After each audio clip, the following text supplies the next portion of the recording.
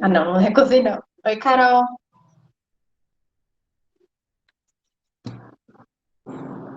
Tá, porque 3 minutos eu começo. Tem muito assunto.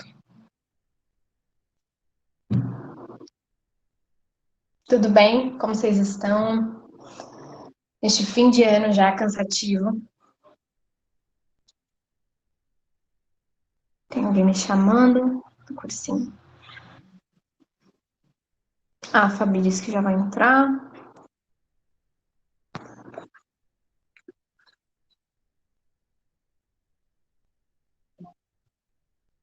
Vai entrando.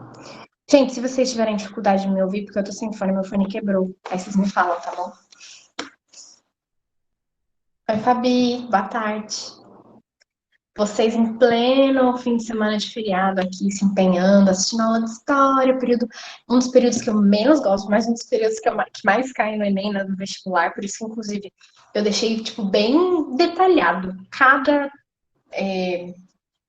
revolta, eu deixei bem detalhadozinho mesmo, porque cai bastante esse período, inclusive. Principalmente segundo reinado, tá? Se vocês forem estudar, postem em República e segundo reinado.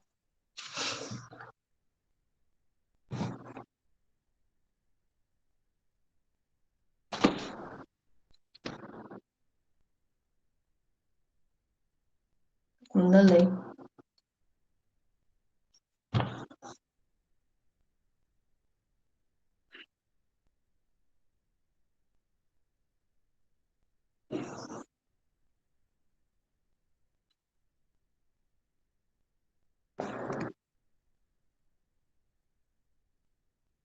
Só um minuto que eu vou pegar o link da chamada. Essa altura do campeonato, né? Cobrar chamada também. Quem merece no cursinho. Mas é bom pra gente ter uma noção de quem tá entrando, quem tá conseguindo acompanhar, quem não.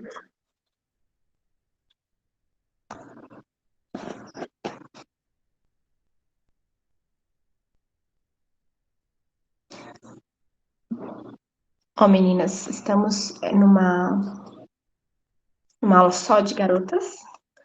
Eu mandei já o link da chamada, se vocês quiserem depois, se entrar alguém novo e eu acabar não parando pra mandar o link, vocês mandam de novo, tá bom? Tem um help aí. Uma coisa caiu. Bom, gente, vamos lá. Eu já vou começar, já vou explicar para vocês, para quem acabou entrou agora. Antes só tava a Sara e a Carol, eu acho, que elas devem ter ouvido. Essa aula vai terminar o período do Brasil Império e a próxima aula a gente vai tentar pegar todo o período de República aqui, é bastante coisa. Eu vou tentar transformar a próxima aula em uma aula dupla, porque eu já conversei com o pessoal do cursinho, eu vou pegar o horário da aula especial, mas só aula lá para frente, no dia 2 de outubro. Então é bem mais para frente. E eu vou juntar as aulas mesmo, o conteúdo de aulas, das aulas que a gente está dando ao vivo, com uma aula especial que eu quero criar. Eu ainda estou reformulando para a gente conversar, debater e estudar um pouco as instituições democráticas no Brasil, as instabilidades que elas sofreram, o que leva a uma instabilidade da democracia, porque é um debate bem atual, inclusive. E eu quero juntar esse debate com a aula, para vocês verem esse processo histórico da construção da República do Brasil para o que ela é hoje. As transformações das estruturas, etc., que inclusive já vão começar aqui nesse período aqui, do período principalmente do segundo reinado, e o que fez ela ser do jeito que é hoje e ela ter as instabilidades que tem hoje. Mas a gente vai começar com o período regencial, como vocês sabem. A gente teve o primeiro reinado, um período bem resumido. O primeiro reinado costuma cair pouco, tá? No vestibular, o que cai mais é o período regencial e o segundo reinado. A gente sabe que o primeiro reinado ele teve ali os embates entre os partidos liberais, conservador, o imperador tenta, com o poder moderador, centralizar o poder na mão dele, e aí tem diversas guerras e diversos conflitos internos que fazem com que Dom Pedro I abdique, e a gente vai entrar nesse período regencial. O período regencial, a gente divide ele nesse avanço liberal e regresso conservador, que vai ser basicamente uma diferença de quando a maior parte, né, de quem compõe as regências e os parlamentos são do Partido Liberal e depois, no fim do período regencial, a maior parte vai ser do Partido Conservador. Lembrando que o debate em todo o período imperial está na centralização do poder. Então, está na divergência de quando A gente tem momentos onde vai ter uma maior centralização do poder na mão do que seria o imperador ou, período, ou dos regentes e uma maior descentralização, onde a gente tem uma maior autonomia das províncias, né? Então, o debate é sempre esse. E aí, a organização política inicial, quando acabou, né, o Dom Pedro abdicou, existe um apego ainda à monarquia, então eles não queriam acabar com a monarquia, o movimento republicano, nesse momento, ele ainda vem suprimido, então eles decidem, por meio da Constituição, porque a Constituição já dizia isso, quando um rei sai e o outro rei, né, o descendente, não tem idade para assumir, vai ser estabelecida uma regência. As regências, elas eram decididas por voto, então o parlamento, né, sempre um voto indireto, então o parlamento, foi a galera que foi votada pela população, sendo uma população minoritária, ia votar quem seriam os regentes. No começo a gente tem a regência trina, depois a gente vai ter as regências unas. A organização ideológica ela vai se configurar, como eu disse para vocês, nessa diferença entre os liberais e os conservadores, basicamente. Tem os liberais exaltados, que é uma galera mais associada à proclamação da República, que eles têm, eles acreditam, né, no sistema republicano, mas eles só vão realmente tomar frente no segundo reinado. Nesse momento, eles nem têm tanta importância.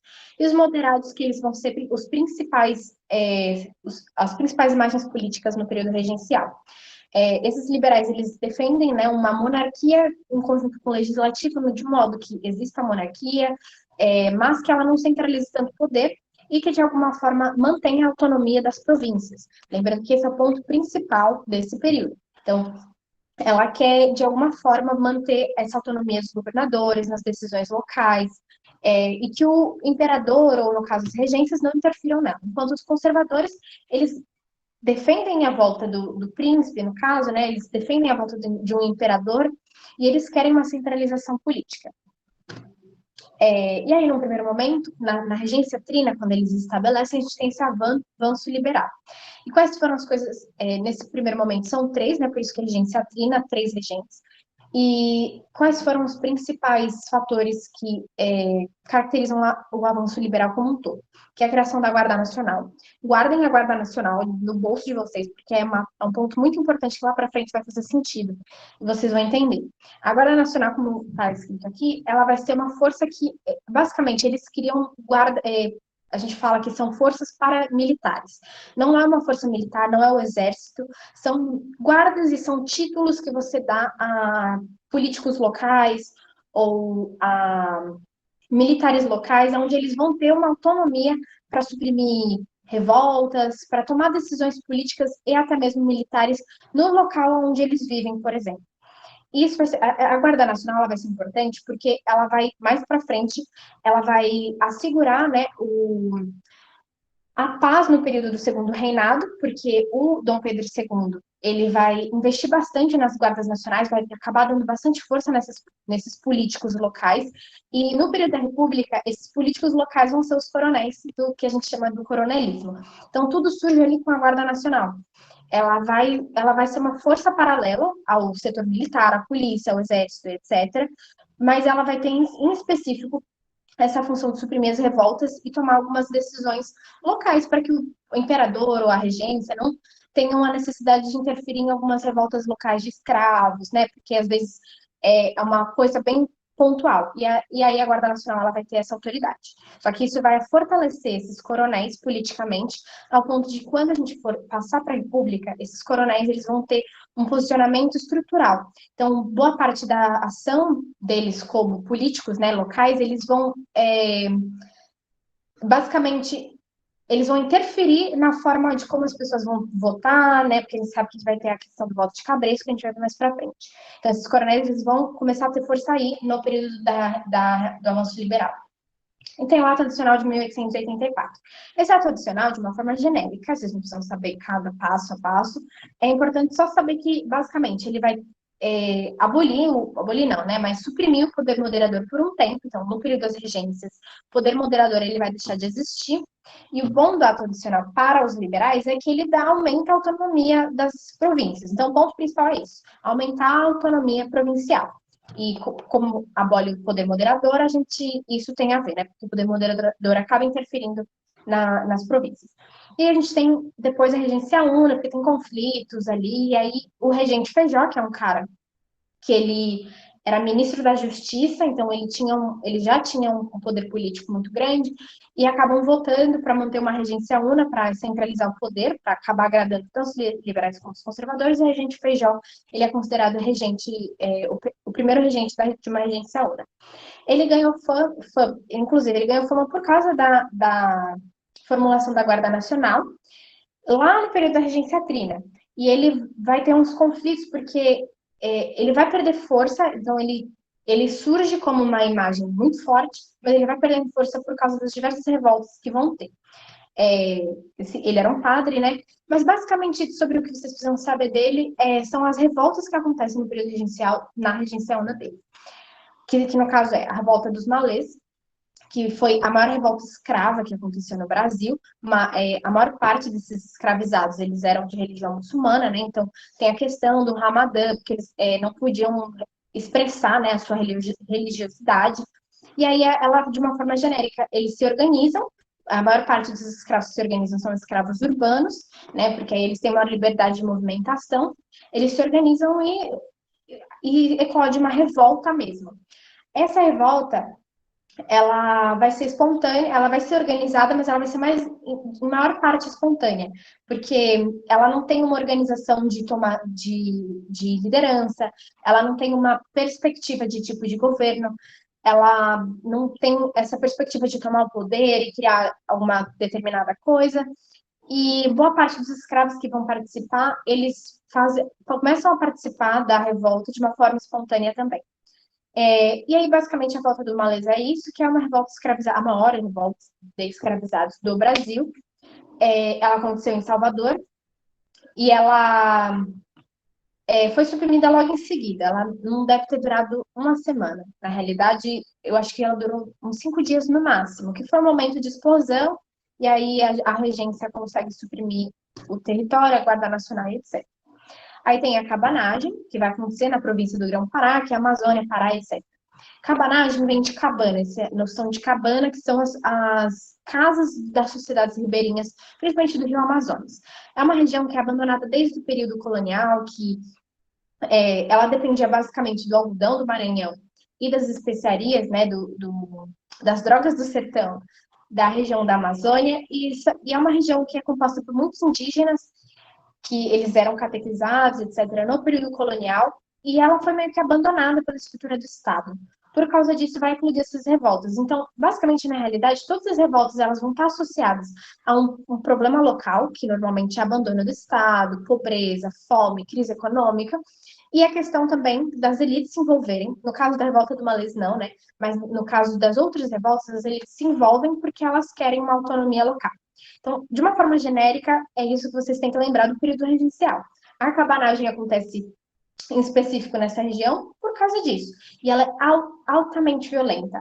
Ela acontece em 5 anos e ela tem 30 mil mortos. Ela tem a maior quantidade de mortos por ano, digamos, né, por tempo, de todas as revoltas no Brasil. Como toda revolta no Brasil, ela é suprimida, só que ela acaba gerando uma guerra civil, exatamente por ter apoio das elites locais, mas que são suprimidos também. Aí tem a Farroupilha é muito importante, ela dura 10 anos, é a maior guerra civil do Brasil. A Farroupilha, ela, de uma forma genérica também, é aquela mesma coisa. Elites locais insatisfeitas com o governo central, querem maior autonomia, ao mesmo tempo uma crise econômica. E o ponto principal, em específico, da Farroupilha, que acontece no Rio Grande do Sul, está associado à tributação. Tem um aumento do imposto sobre a produção do charque, que é basicamente carne seca, e da pecuária no Rio Grande do Sul. O aumento dos impostos faz com que a carne ela perca competitividade em relação às carnes que vêm do exterior, vêm da Argentina, vêm do Uruguai, porque as carnes do exterior não são taxadas. E por causa disso, né, obviamente, acaba diminuindo as vendas. Então a elite se junta, a Farroupilha em específico, ela está associada à tributação e também a elite do Rio Grande do Sul querer, de fato, um novo tipo de governo. No Rio Grande do Sul, inclusive, é uma região muito politizada, tem várias revoltas que acontecem nessa região. Então, sempre se pensar em Bahia, Pernambuco, e Rio Grande do Sul são as regiões de maiores conflitos de revoltas no período colonial, no período no período do Império e até no período da República.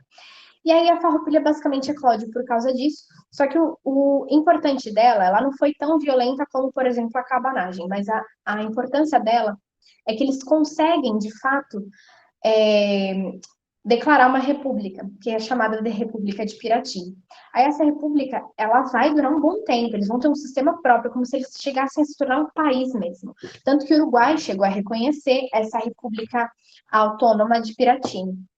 E eles chegam a conquistar a região também, que é onde é Santa Catarina.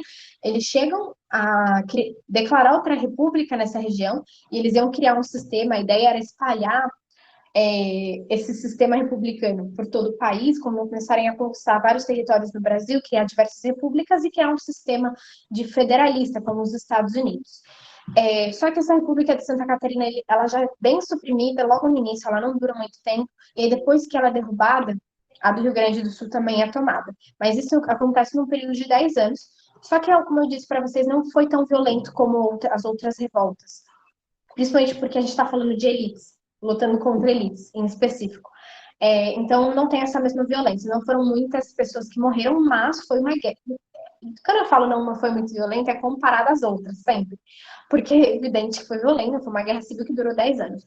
E o interessante dela é que a Giuseppe Garibaldi, a Anita Garibaldi, foram responsáveis pela separação, né, pelo movimento separatista lá na Itália, o ressurgimento, etc., a unificação italiana,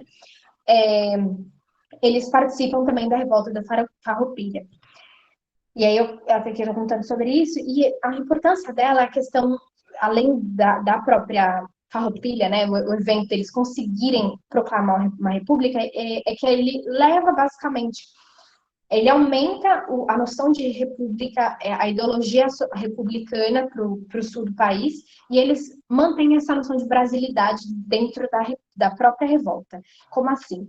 A noção de brasilidade é a noção de pertencimento ao Brasil. Durante todo o período colonial, não tinha essa noção de um Brasil.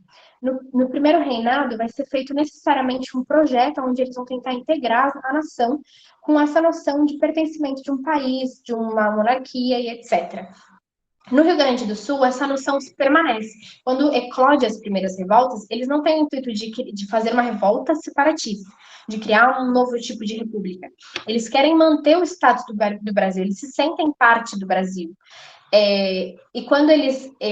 o intuito deles era reconquistar o território e proclamar uma república brasileira, uma república federativa brasileira, né, com vários estados. E o ponto principal é esse, que eles levam essa noção de brasilidade basicamente para toda a região sul, e eles acabam influenciando outras revoltas também, porque muitos deles são presos e acabam encontrando outros revoltosos de outras regiões nas cadeias do Rio de Janeiro. E essa é a primeira revolta que a gente pode falar que tem essa noção de pertencimento ao Brasil.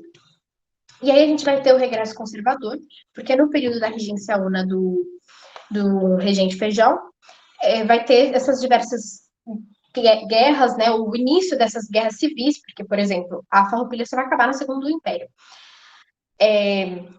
E aí, no período do regente Feijó, a gente tem uma crise de revoltas.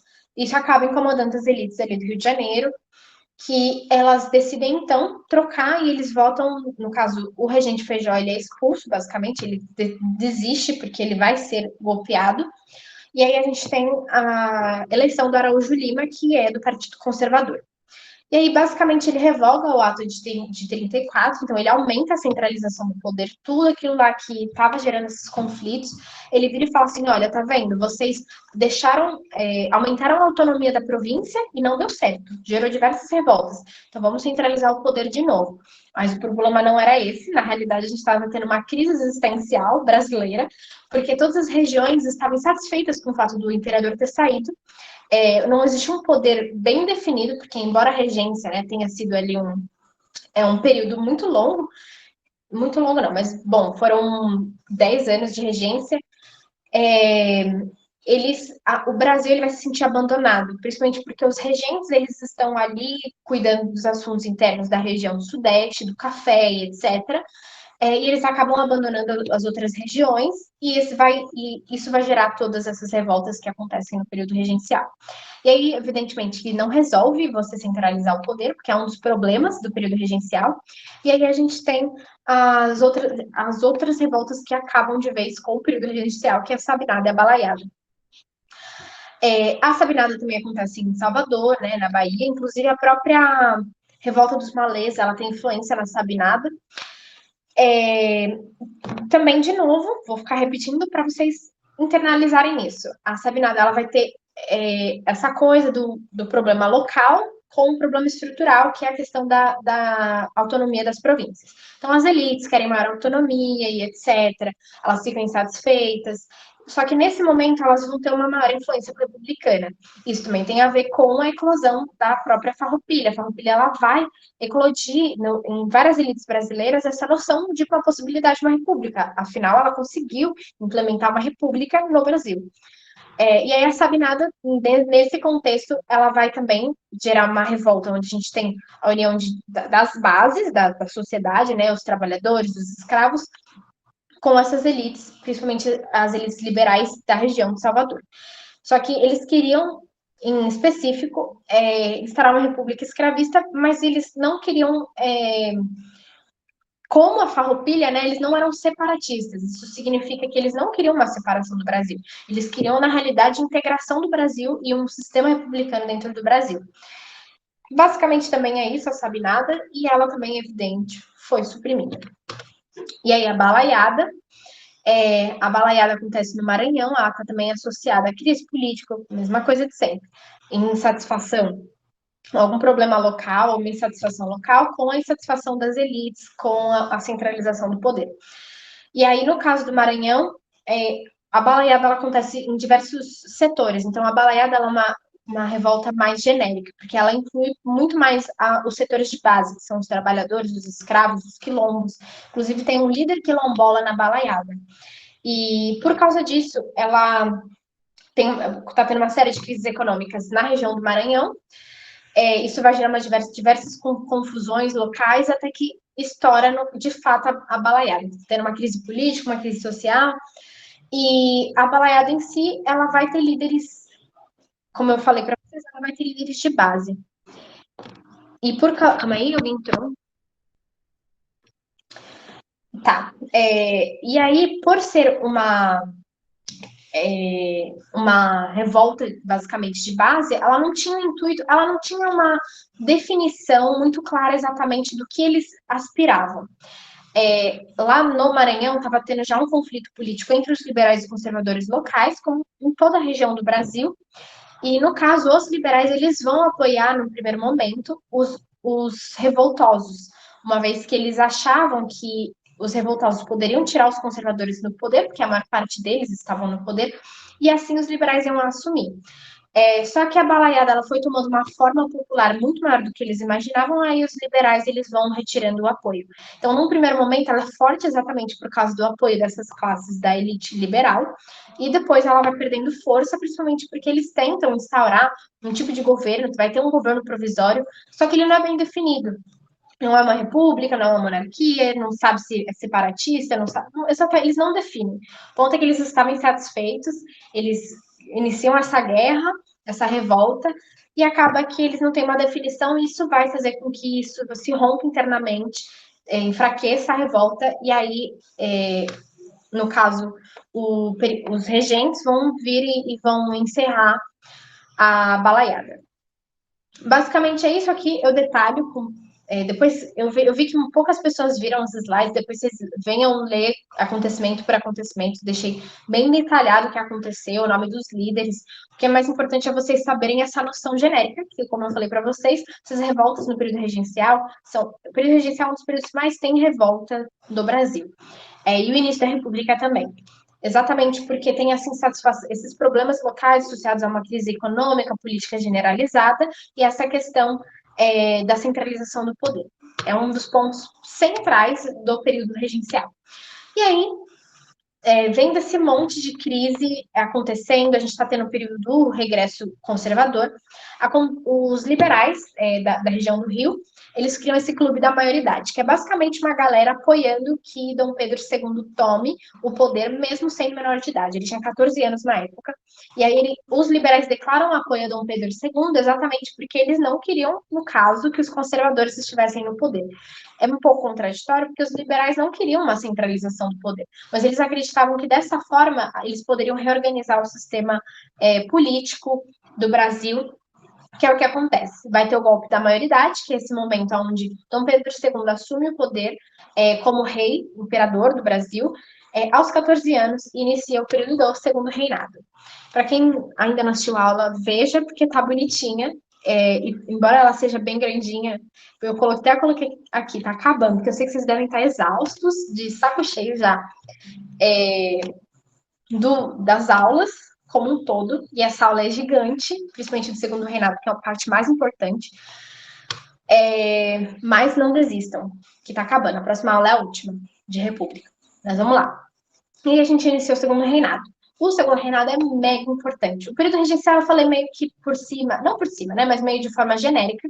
Depois vocês veem detalhe por detalhe, porque o que mais cai deles nos vestibulares, principalmente no Enem, são as revoltas. Então, sempre lembra quais revoltas aconteceram no período regencial, lembrando, vocês vão saber o contexto, que é associado a um problema local e a questão da centralização do poder.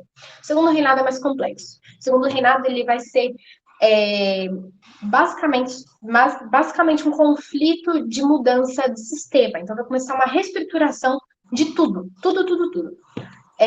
E a gente vai ver. Daí ele tem esses 3 períodos aqui, que é a consolidação, que é quando o rei entra no poder. Ele acaba com as revoltas e tem uma organização do sistema político parlamentarismo às avessas. A gente vai ter o auge, que é quando o rei ele está segurando a barra para a economia escravista se manter.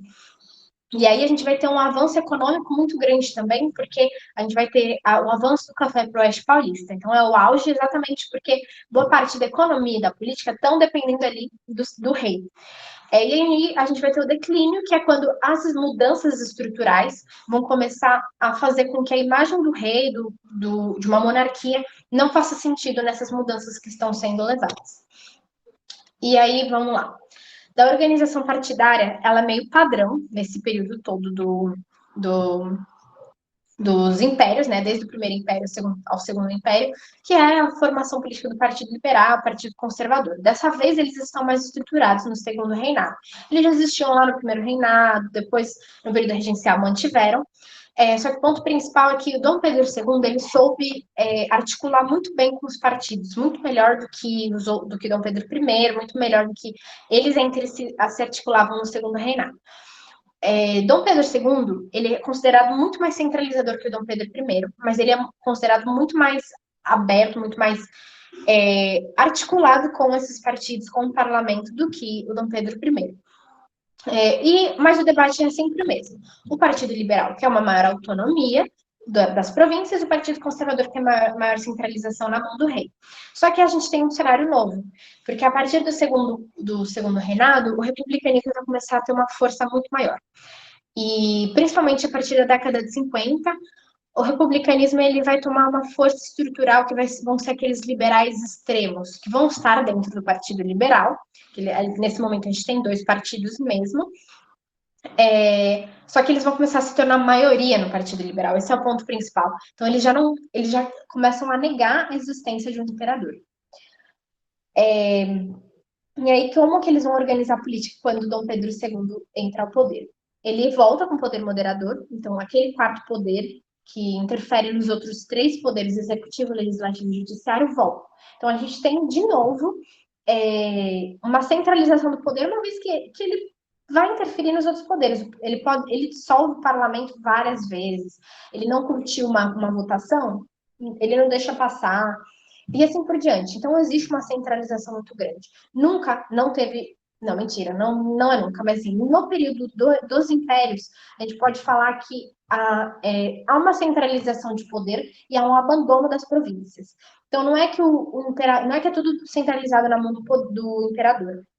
As províncias elas vão ter uma autonomia, mas não por decisão política, como vai acontecer na República.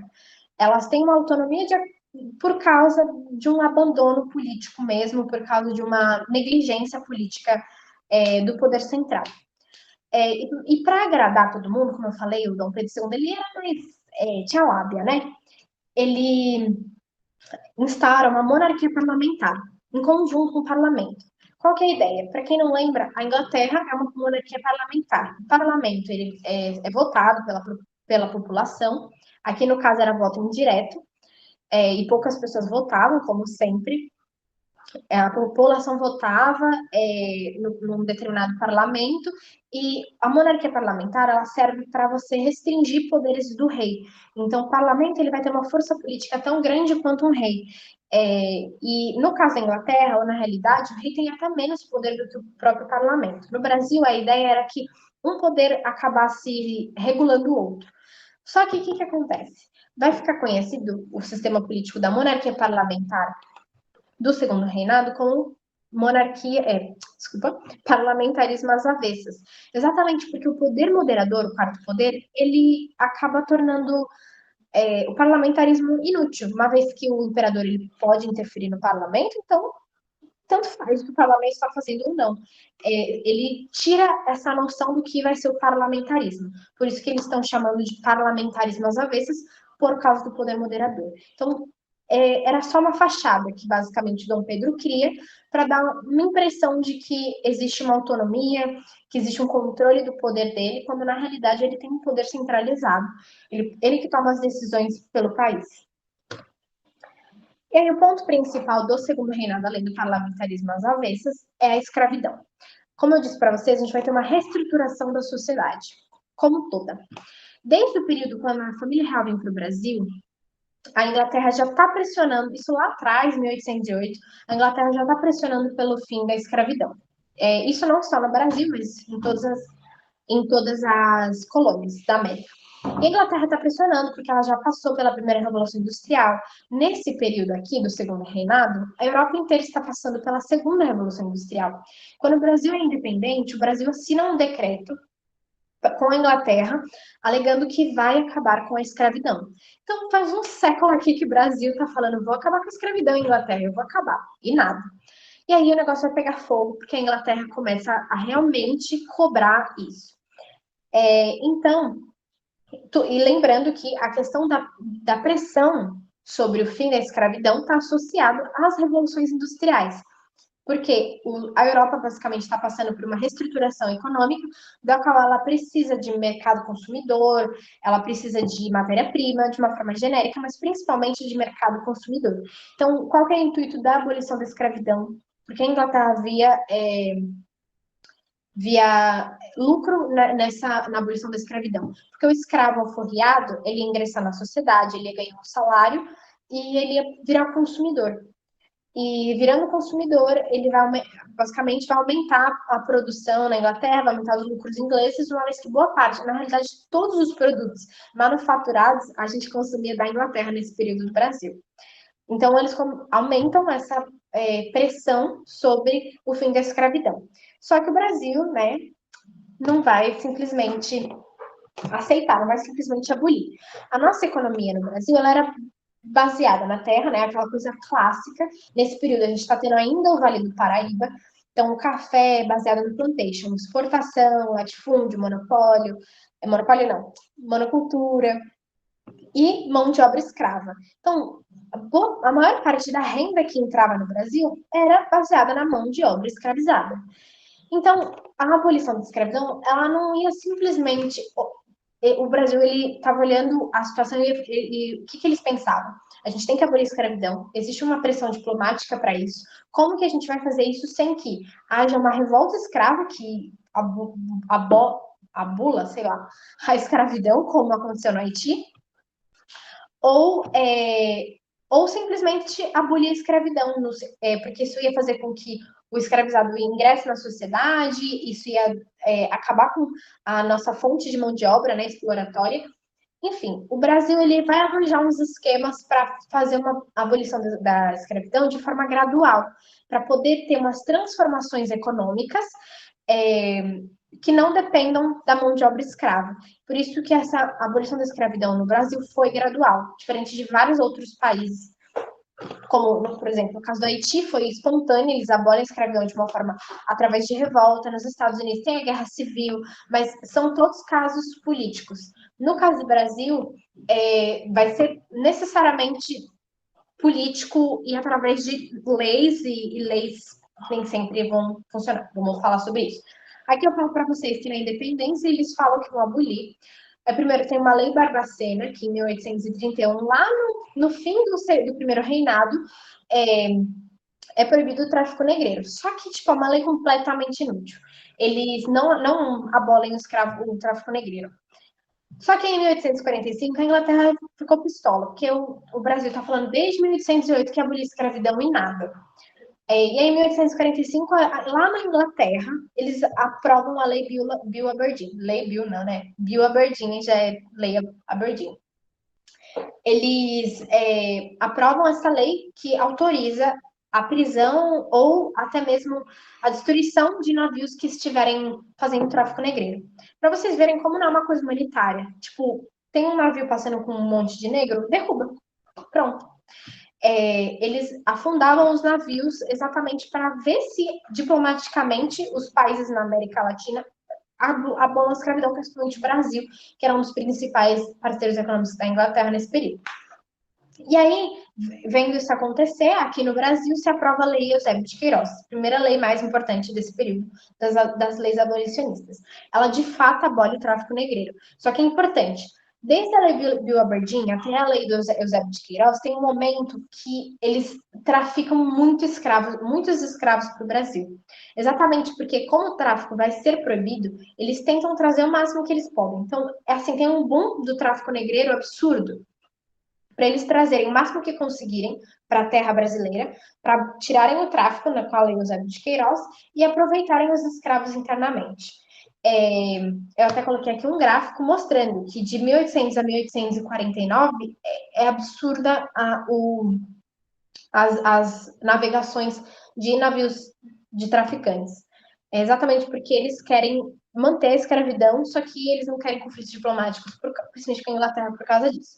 E aí, a partir desse momento, vão se criar diversas leis para inglês ver, que são chamadas assim porque são leis que não abolem a escravidão, elas não chegam perto de qualquer possibilidade de libertação desses escravos, que é só falando, olha, não, nós estamos gradualmente mudando o nosso sistema econômico, nós estamos libertando os escravos de uma forma gradual.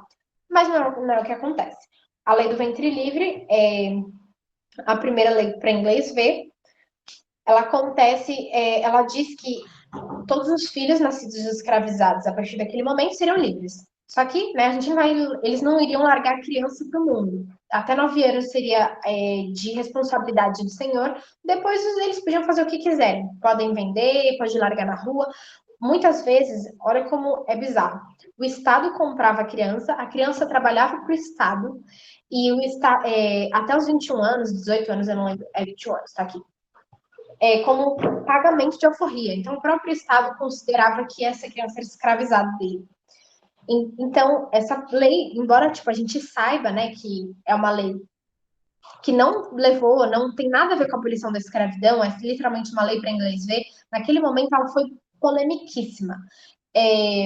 Exatamente, não só por causa das questões do escravo não ser livre, mas porque eles achavam um absurdo uma criança escravizada, que não ser escravizada, né? Um filho de escravizado se tornar livre. Foi um BO. Aí depois tem a lei dos sexagenários, que falavam que escravos maiores de 60 anos seriam libertos, só que a idade média de vida dos escravizados eram 30 anos.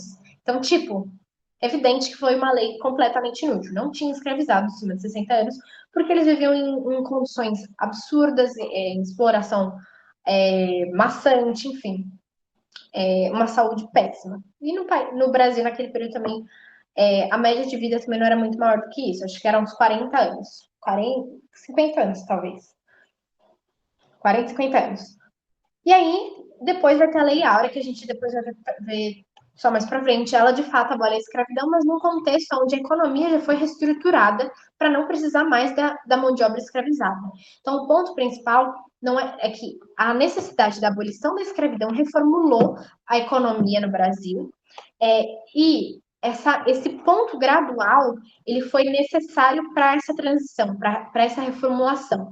E eu já vou falar mais para frente. Aqui eu falo sobre, eu coloquei um debate, né, sobre a abolição ter libertado ou não o preto. Por quê? Tudo isso está dentro de uma lógica liberal, de que, por exemplo, o escravizado ele vai ser liberto, ele vai ter os direitos básicos, ele vai ser um cidadão. Só que não foi bem assim, principalmente porque a gente vai ver agora as leis exclusivistas, que são leis que, de fato, eles projetam para excluir o alforriado da sociedade. Então, é importante pensar que a abolição da escravidão, ela não teve o intuito da liberdade do indivíduo. Ela está associada a uma nova necessidade econômica, principalmente ali da Europa, que vai criar esse sistema baseado no mercado consumidor.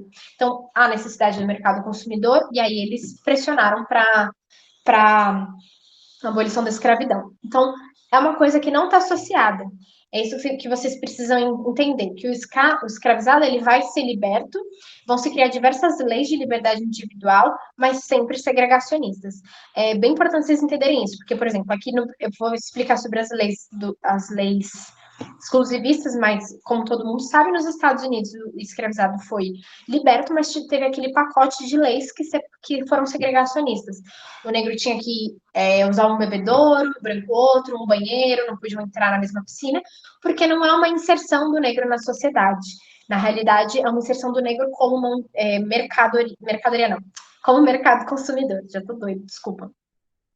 Então, existe uma diferença da questão da liberdade, dessa lógica individual do indivíduo, e você inserir ele como máquina econômica. Por isso que eu falo dessas leis exclusivistas, que se cria necessariamente um sistema excludente. Existem duas leis muito importantes que vocês precisam lembrar.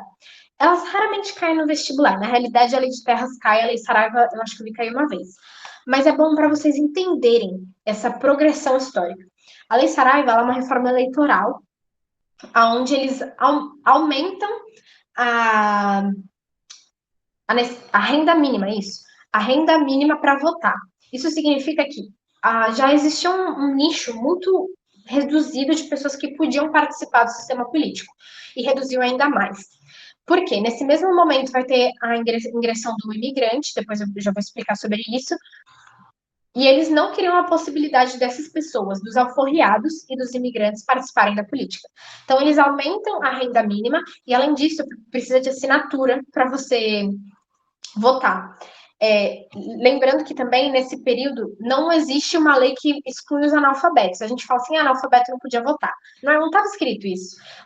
O que acontecia é que você precisa assinar para você votar. Então, como a maioria da população não sabia escrever, evidentemente, os analfabetos também eram excluídos. Então, 5% da população de todo o Brasil era apta nesse novo sistema eleitoral, por causa da Lei Saraiva. Além disso, tem a Lei de Terras, que é uma lei que, basicamente, ela define que, a partir daquele momento, em 1850, toda terra ela só podia ser adquirida através de doação ou compra. Ou seja, você não pode simplesmente ir naquela terra, plantar suas coisas e você vai ter ela. Se isso acontecer, o Estado vai te expulsar, você vai ser preso por invasão. Mesmo que não tenha ninguém naquela terra, mesmo que aquela terra seja considerada do Estado.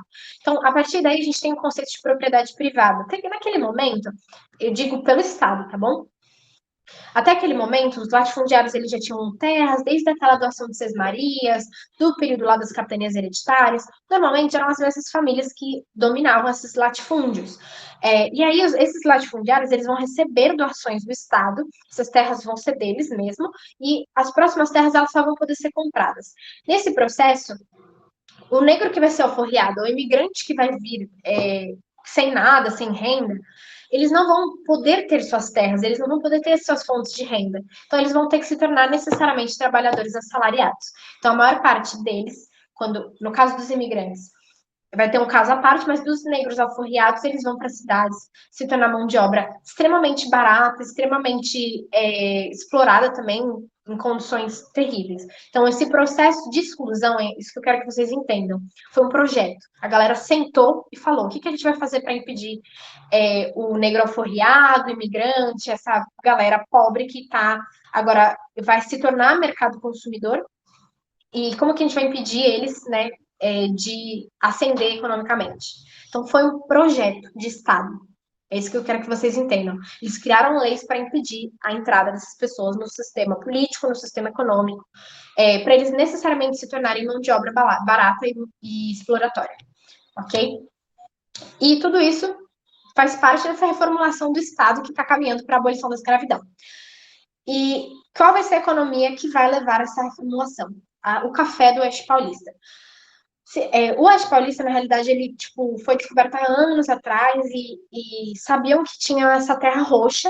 Vocês devem saber que, na realidade, é uma terra vermelha, e aí chamavam de terra roja, né, que é vermelho em espanhol, e aí ficou como terra roxa. É uma terra extremamente fértil nessa região, que já sabiam que ela existia faz muito tempo, tipo, período colonial.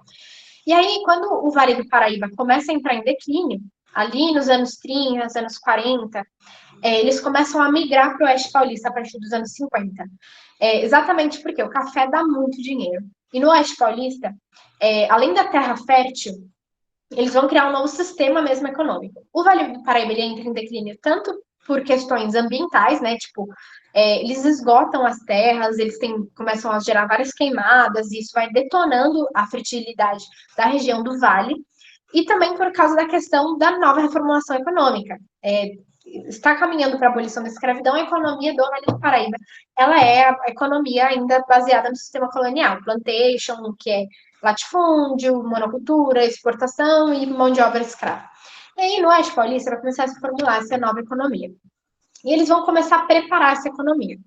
Essa preparação vai gerar uma nova lógica social associada ao que vai ser, né, o desenvolvimento do capitalismo brasileiro. As elites, elas vão começar a se associar à economia mundial. Então, diversos bancos, principalmente ingleses, vão começar a investir em tecnologia para o Brasil. Então, eles vão começar a investir, as elites brasileiras, as elites inglesas, vão começar a investir, principalmente, por exemplo, em linhas de trem. Por quê? A região do Oeste Paulista, eu não coloquei o mapa aqui, eu vacilei, foi mal. Eu acho que não tem mapa mesmo. Desculpa, depois vocês olhem o mapa. Ela é bem longe da região do litoral, é tipo o pontinho de São Paulo, aquela pontinha de cá, São Paulo. E é bem longe do litoral. E diferente do Vale do Paraíba, onde você tinha transporte através de mulas, cavalos, que é um pouco mais perto do litoral, né? Você tinha que só descer a serra. O Oeste Paulista é, tipo, muito longe. É região onde é, sei lá, Ribeirão Preto, não sei. Eu acho que é por aí, isso, Ribeirão Preto, Botucatu. É longe pra cacete. De carro pra lá é 5 horas. Então, e eles criam essas linhas de trem. E essas linhas de trem, elas vão ser feitas por essas elites, vão começar a criar esses latifúndios nas regiões do Oeste Paulista, só que são elites que elas vão já ter uma lógica associada a investimento, ao mercado, à economia capitalista de fato. São elites que elas vão começar a investir nessas fazendas, mas que elas também têm outros investimentos, como linhas do trem, indústrias, elas vivem no meio urbano. Não é, por exemplo, inclusive, deixa eu colocar aqui, não é, por exemplo, uma elite, igual, por exemplo, a elite do Vale do Paraíba, que era o fazendeiro clássico, o senhor de escravo, que vivia na fazenda, na casa grande, que tinha a região da senzala, que ele ficava ali trabalhando com seus diversos escravizados e outros funcionários lá, livres, e vivia ali a lógica do campo. O fazendeiro do Oeste Paulista, ele é um latifundiário urbano, então ele vive na cidade, ele tem uma fazenda lá no interior, várias fazendas lá no interior, ele começa a investir para trazer imigrantes para trabalharem na fazenda dele, ele está investindo também na fazenda, ele está investindo nas indústrias, então ele tem uma lógica econômica já associada ao capitalismo. E aí a gente vai ter um início também da automação da colheita, então a própria colheita ela vai ser um pouco mais tecnológica, né? Então, o imigrante que vai vir para trabalhar aqui, ele vai ter novos instrumentos. E vão se criar também cidades ao redor desses latifúndios. E eu já falo sobre isso. Então, vai começar a ter uma mudança econômica da própria lógica econômica dessa nova elite que vai surgir. Junto disso tudo, vai ter um surto industrial pequeno, que vai durar poucos anos, né? vão durar 20 anos, não é pouco, mas enfim. É importante porque nesse momento vai aumentar a entrada de capital no Brasil. Porque quando foi abolido o tráfico negreiro e está tendo a mudança para o Oeste Paulista, o dinheiro que eles gastavam com o tráfico, que era altíssimo, começa a sobrar para investir internamente. Então, ao invés de eles comprarem escravo, uma vez que os escravizados estão começando a ser abolidos, eles estão caminhando para a abolição da escravidão, eles começam a investir para a vinda de imigrantes e começam a investir em indústrias também. Então, junto disso, em 44, tem a criação da tarifa Alves Branco, que é uma tarifa que aumenta o imposto sobre os importados. Isso significa que tudo que vem de fora fica mais caro. E aí a galera começa a investir nas indústrias internas. E aí tem o início de um surto industrial pequeno, que as indústrias vão começar a surgir, indústria tipo de panela, indústria de sei lá, não sei nem se existia liquidificador nessa época.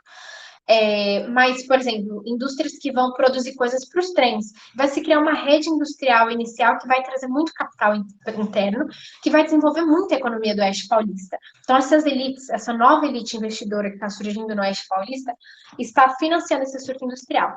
Depois de 20 anos, como o café, que era uma coisa que dava grana, eles retiram a tarifa e como a indústria no Brasil ela não consegue se estabelecer, ela não cria uma base sólida, porque a indústria depende de várias coisas, depende de uma rede de transporte, depende de uma rede também de própria mão de obra, de uma rede de outras indústrias, porque uma indústria vai comprar ferramenta e máquina de outras.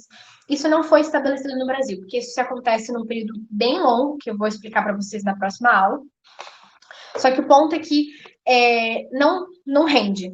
E aí a indústria vai cair, principalmente porque a própria elite ela está mais focada, embora uma elite investidora, mas ela quer investir no café, que é o que dava dinheiro nesse período. Então não rende muito. Como eu falei para vocês, também o fato da abolição do tráfico faz com que eles começam a procurar uma nova fonte de mão de obra. Por que eles escolhem os imigrantes? Dois pontos. Como eu disse para vocês, a abolição da escravidão. Então, eles precisam de uma mão de obra que vá substituir o escravo enquanto está tendo escravidão, exatamente para essa transição de economia. E dois, a questão do preconceito. Eles realmente acreditavam que trazendo europeus para cá, eles iam embranquecer a sociedade, que o europeu ele trabalha melhor, que o negro, se ele fosse assalariado, ele ia, enfim, eles não queriam a inserção do negro num sistema econômico, né, como assalariado. Enfim, então, esses dois fatores principais. Eles começam a investir em imigrantes ao invés, né, o dinheiro que sobrou do tráfico de escravos. Então, principalmente vem muitos imigrantes italianos, vem muitos portugueses, alemães, espanhóis. Esses eram o maior número. Nesse momento tem quase nada de japonês, que isso vai ser só na Segunda Guerra Mundial. Basicamente é isso. E aí eles entram, só que se aprova mesmo uma possibilidade de você criar um sistema de, quer dizer, cria-se o sistema de parceria politicamente. Então, eles aprovam esse sistema para a vinda de imigrantes.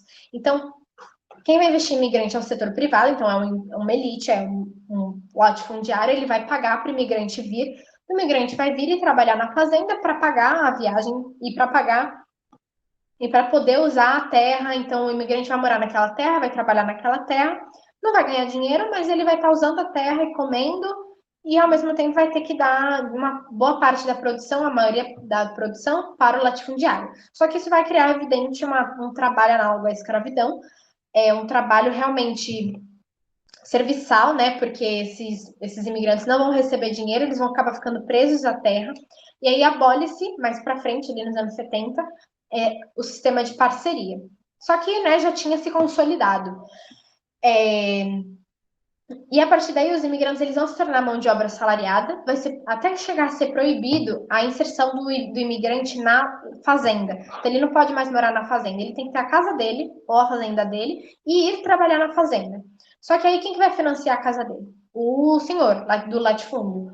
E aí vão se criar diversas pequenas cidadezinhas que são financiadas por um latifundiário, para os imigrantes morarem. Então, vocês vão ver, vocês vão para o interior, tem várias cidades imigrantes. Tem uma cidade ali que é só japonês, uma cidade só alemão, porque eles traziam esses imigrantes, eles ficavam nessa cidade, todo mundo naquela cidade trabalhava naquela fazenda. E vai criar uma dependência econômica. Poucos imigrantes conseguem sair dessa relação, porque se você saía sem pagar a sua dívida, sem pagar só sair, porque é uma relação assalariada que se cria, mas ainda baseada no sistema de parceria. O imigrante ainda está devendo para o latifundiário que trouxe ele para cá. Ele era morto, ele era perseguido, etc. Então, alguns conseguiam ir para a cidade, alguns vinham para cá, iam para a cidade, e tudo isso foi criado junto com o aparato do Estado. Então, o Estado o Estado fazia propagandas no exterior, o Estado criou diversas, como que fala? Tipo casas de imigrante mesmo, para quando eles viessem, por exemplo, descessem no Porto de Santos, e eles ficavam lá até o seu latifundiário, que foi responsável pela chegada daqueles imigrantes, irem lá buscar eles e levarem para sua fazenda. Então, o Estado cria um aparato, um sistema para o recebimento desses imigrantes e investiam nisso também. E aqui tem uma fotinho. Enfim, daí é que eu comparo, né, que essa mudança do Vale do Paraíba para o Oeste Paulista. Então, no Vale do Paraíba a gente tem a mão de obra escrava, no Oeste a mão de obra livre imigrante. O escravizado, como eu falei para vocês, eles vão ser alforriados e vão basicamente todos para o meio urbano. Aí vai ter um inchaço urbano no período da República e aumenta a criminalidade, porque é evidente que o escravizado não tinha trabalho para todo mundo no meio urbano, e ele vai ser marginalizado, ele vai ganhar muito pouco, vai viver em condições terríveis, etc. No Vale do Paraíba, latifundiário, fazendeiro, lógica do campo. No Oeste, como eu falei para vocês, latifundiário urbano e lógica do capital. E no Vale do Paraíba, café colhido à mão, transporte no ar, e no Oeste Paulista, início da automação da colheita e o transporte ferroviário. E aí, gente, para terminar, tem essa questão da Bacia Palatina, que é mega importante. A região da Bacia Palatina é essa região onde fica o Rio da Prata, o Rio Paraná, o Rio Paraguai. São rios muito importantes, porque no período colonial já tinha conflitos dessa região, porque eles são estratégicos, eles entram ali bem numa região do centro onde é o Brasil, eles dão acesso ali para o Oceano Atlântico, então eles são geopoliticamente estratégicos e eles dão acesso econômico para essas regiões. E aí o Paraguai acontece que, nesse período, está tendo também a formação dos estados nacionais, na Argentina, Uruguai, Paraguai. Eles estão se consolidando ainda, ali nos anos 1800, desde 1820 já estava meio consolidado, mas ainda estão consolidando o sistema, economia e etc. E o Paraguai, nesse período, Solano Lopes é o líder, né, do Paraguai, presidente, e ele inicia um processo de industrialização muito forte, ele fortifica o Estado, ele era um ditador, e ele aumenta muito o dinheiro do Paraguai, enfim, a economia cresce horrores, e aí vai crescer os olhos.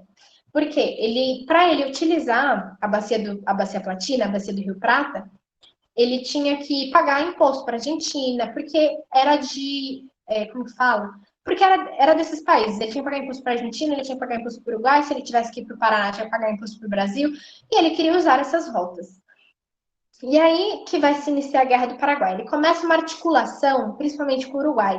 Ele se alia aos liberais do Uruguai, que são os blancos, que eu já vou mostrar, para ele poder ter um acesso maior, diminuir os impostos. Só que aí o Brasil interfere na política do Paraguai e estoura. Mas, bom, basicamente, esse é o motivo da Guerra do Paraguai, é chamada Guerra do Paraguai.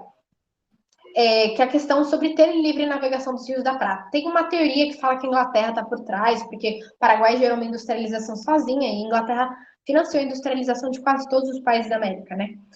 E a Inglaterra não curtiu que o Paraguai foi autônomo e ela interferiu. Mas isso não é muito não vai cair no vestibular e também não é muito factual. É meio que, não é teoria da conspiração, mas é meio que pegar pelo em ovo.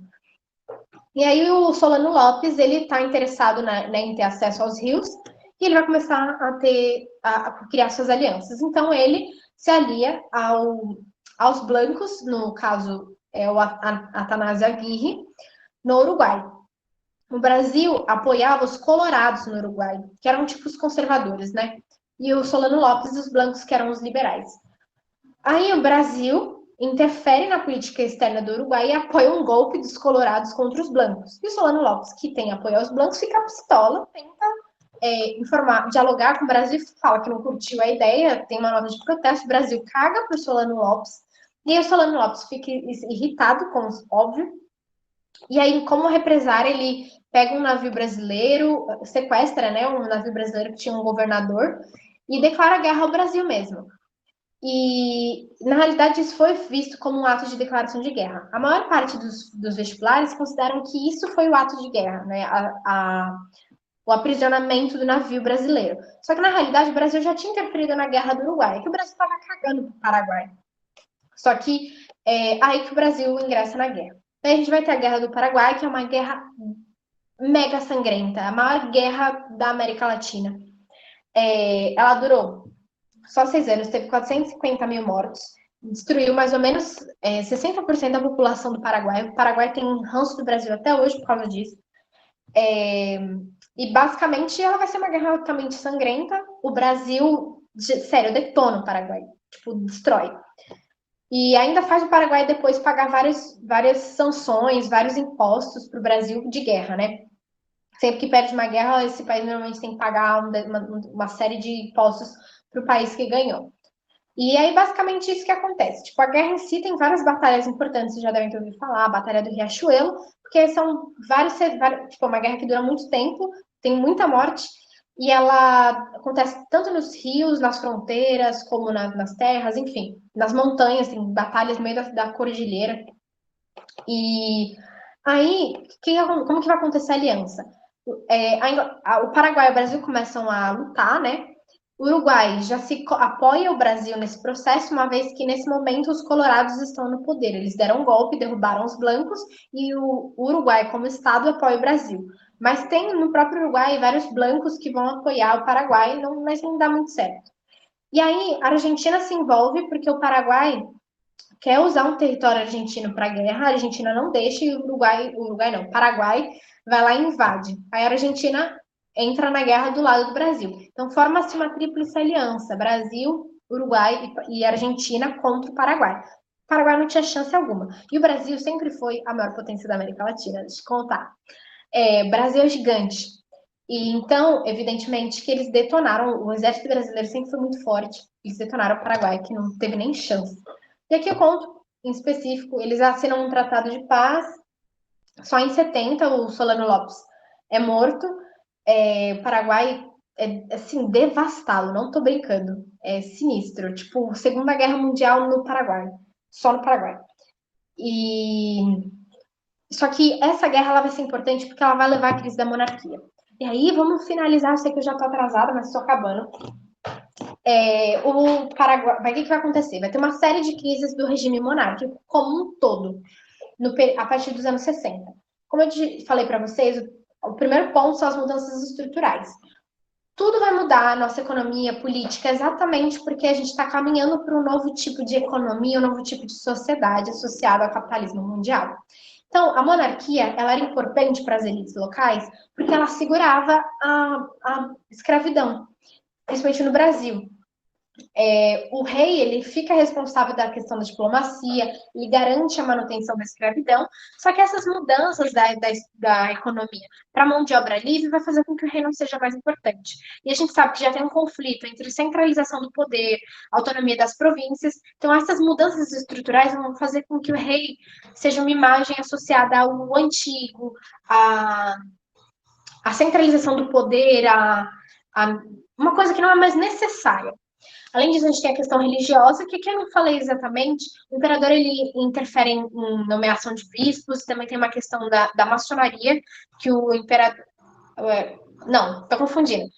Na questão religiosa, ele interfere na nomeação de bispos, tem uma briga ali com a igreja, porque ele prende alguns padres, ele prende bispos, e aí a igreja tira o apoio do próprio imperador. Aí tem a questão militar, que são, na realidade, várias questões. Ele também pede o livre manifesto dos militares na imprensa, tipo, não é manifesto de revoltas militares, ele impede que os militares tenham acesso à imprensa para pôr suas opiniões. E, além disso, ele também pede a maçonaria no meio militar e acho que também religioso, por isso que eu estou confundindo. Isso acaba afetando, né, a relação entre os militares e o Dom Pedro, que eles vão começar a dar um passo para trás em relação à confiabilidade nele. E as questões ideológicas e sociais, que o republicanismo, acho que é o principal, que é uma coisa que está crescendo desde o início do segundo reinado, e ele cresce em todos os setores, religioso, político, nas classes mais altas, os partidos, até mesmo dentre os conservadores, o republicanismo vai começar a crescer. E a Guerra do Paraguai, ela tem dois pontos importantes, que é o abolicionismo, porque muitos senhores mandaram seus escravizados para a Guerra do Paraguai. Esses escravizados lutaram ao lado de diversos militares. Quando eles voltaram, eles iam ser escravizados de novo, tipo. E aí, o abolicionismo começou a crescer dentro da lógica do próprio exército, porque eles começaram a apoiar a abolição da escravidão desses escravizados que estavam lutando ao lado deles pelo Brasil.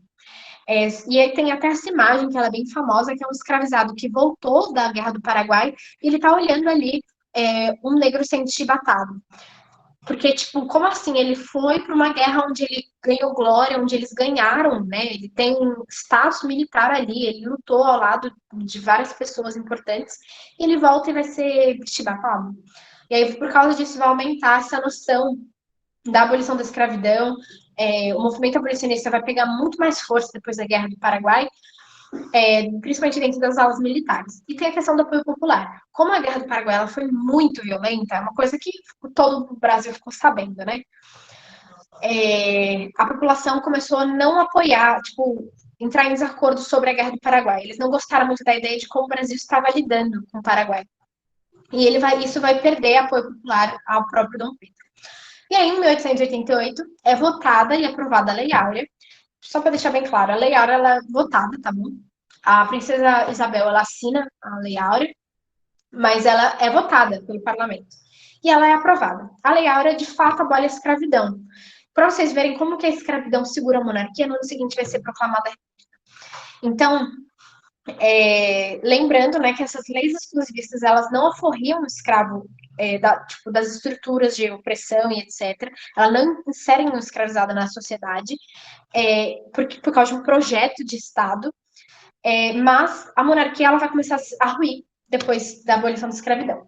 E aí, em 15 de novembro de 89, a gente tem a proclamação da República num processo de golpe.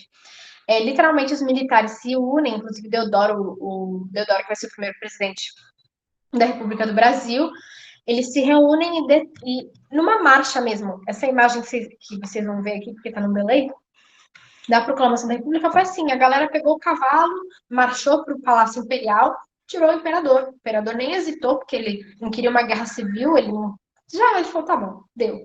Ele não resistiu, tem a proclamação da República. E por isso que tem aquela frase, né? O povo assistiu bestializado à proclamação da República, pensando que se tratava de uma parada militar, do Aristides Lobo.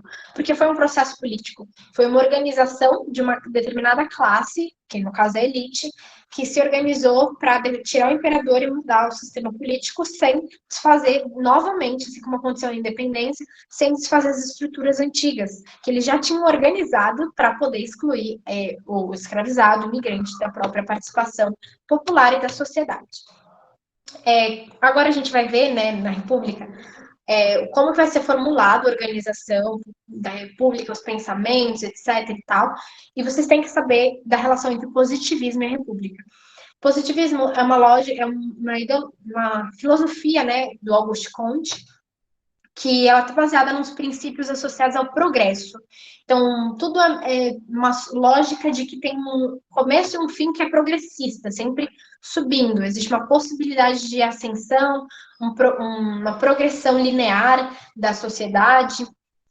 E a República ela é pautada nessa lógica progressista. Então, primeiro, ela descentraliza o poder. A República, nesse momento, ela necessariamente está associada à descentralização do poder, tá? Então, também necessariamente a favorecimento de uma classe, que são os cafeicultores, e ela tem essa lógica positivista. Então, ela vai ser instaurada através de um Estado laico, secularização de serviços, e principalmente essa noção de ordem e progresso. Então, a questão da ordem e do progresso, que está na nossa bandeira, vem aí, do positivismo, que essa noção, né, devoção à ciência e caminho progressista, um caminho linear de sempre ascensão. Aí é o que eu mostro a diferença das bandeiras, quando tem, no período da República, vai ter o fim da bandeira do Império para a bandeira da República, que vai estar baseada nesses ideais positivistas de ordem e progresso. E aí, basicamente é isso. Eu falei muito, passei do horário, desculpa. Se vocês tiverem dúvida, perguntem. Esse é um período muito importante, principalmente segundo o reinado, essas transformações políticas e estruturais, a questão da abolição da escravidão, da inserção do escravizado, do aforreado, né, na sociedade, dos imigrantes, são muito importantes, caem bastante. Então, quem não viu os slides, leiam com calma, é, ou não, sei lá. Mas, enfim, essa parte é bem importante para o vestibular, tá bom? E desculpa falar muito, e desculpa ter atrasado a aula. E eu acho que é isso. A próxima aula vai ser mais muito punk. Muito punk mesmo. Ai, desculpa, vou enviar a lista. Obrigada eu, gente, pela atenção, por vocês virem aqui. Em fim de semana pré-feriado. Fabi, eu detalhei bem cada acontecimento, tipo, em detalhes. Mas de forma genérica, tudo que eu falei é o que vocês precisam ter como noção, sabe? Tipo, pensar segundo reinado. É isso. Muito obrigada. Deixa eu já parar a gravação de 20 mil horas. Vocês têm alguma dúvida?